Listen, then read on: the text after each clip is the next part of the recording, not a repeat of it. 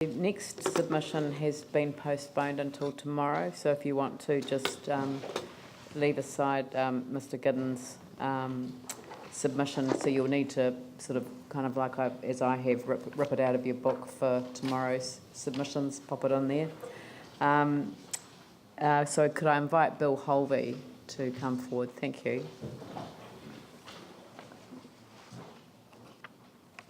Good afternoon, ladies and gentlemen. Suburban rail. I Yes. just want to take your time up on suburban rail. From the days when we lived out at Kirwee, it's always irked me that we've got a beautiful network of lines radiating out from Christchurch. And because I'm familiar with the Adelaide district of South Australia, I compare them, flat, open, no tunnels, stuff like that. I'm sad, I know there's a lot more people in the Adelaide district, but I think they're a very wasted resource, our tracks. What I ask is that we consider to quite urgently get a rail unit railed down from Auckland, if we can strike a reasonable deal with them, and give it a trial here from either Rangiora or Rolleston. Rolleston was built as a satellite town for Christchurch. Makes sense that it should have rapid transport between here and there.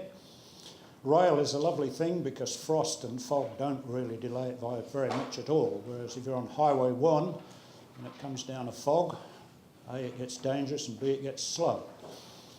I ask that we don't build railway stations. They're 19th century, as motorways are 20th century. The 21st century, you just have rail halts. You build a platform so it's high enough for people to get on. You don't have ticket machines at the station. You have them. FPOS is the most wonderful thing. You can have an FPOS machine on the train, or as in Adelaide, in combination with a cash machine. So you put your $2 in or whatever and ride in, and the turnstiles are at the central city. So if you haven't got a ticket, you either have to pay there or find some way of getting past the turnstiles. I do think that rail has got to be looked at a lot more than it has been. When you consider that going down the road in your car, I consider that 28% of my petrol is powering the wheels, and the other practically 70% is heating the atmosphere around and behind me, which is pretty frightening when you're putting out 100 kilowatts of horsepower. You're doing 100k down the motorway with a decent sized car. You're putting out 200 kilowatts of heat. 200 one-bar fires are blazing behind you. And the only reason this has been sustainable is because there's been not too much alternative. Electric traction is going to be the alternative. Obviously, that's going to be behind us getting the local rail running on diesel, which is, again, much more efficient than road transport. It uses, I think, about a quarter the fuel on rail that you do on tyres on a road. I ask that we consider with the counties securing the right-of-way out to Lincoln through Prebbleton. We already have pretty well a right-of-way out to Prebbleton. To the airport would make a lot of sense. I've been to quite a few cities where you get off your jumbo jet and you have to go through the town traffic on a bus, which is never very cheap and often very slow, clogged in traffic. Those cities which have an electric standard gauge or light rail running out to the airport have a huge advantage. And we've got through Islington, across Waterloo Road there, we've already got a right-of-way to start it out. The idea would be to seize the right-of-way now, not seize it, but buy it, do whatever. Don't let it get built over and then in 10 or 15 years' time be trying to get a right-of-way out to the airport. Now would be the time to lay the groundwork for that. Any questions, please? Phil. Thank you for your submission. Can I just ask you, for example, I think you said we don't want railway stations. Well, we've got the small one at Addington. To bring, say, the line and the passenger train, say, into the central city, would you support the concept of a platform, say, at where the old Christchurch railway station used to be? Definitely, yes. Yep.